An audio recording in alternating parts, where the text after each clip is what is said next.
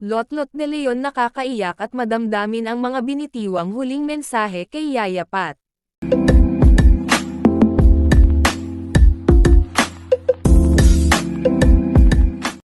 Labis ang kalungkutan ni Lotlot de Leon sa pagpanaw ng kanilang minamahal na si Yaya Pat.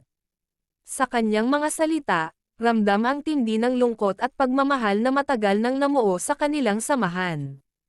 Inalala niya kung paano si Yaya Pat ang naging sandigan nila noong mga bata pa ang kanilang mga anak. Hindi niya mapigil ang lumuha habang binabanggit na si Yaya Pat ay hindi lamang kasambahay kundi tunay na bahagi ng kanilang pamilya. Ayon kay Lotlot, hindi matutumbasan ng kahit ano ang kabutihan at pagmamalasakit na ipinakita ni Yaya Pat sa kanila. Ibinahagi rin niya na si Yaya Pat ang isa sa mga unang nagturo sa kanilang mga anak ng disiplina at pagmamahal sa kapwa.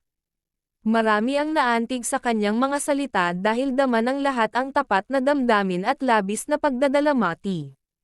Pinuri niya si Yaya Pat bilang isang taong may pusong mapagbigay at hindi marunong magtanim ng galit.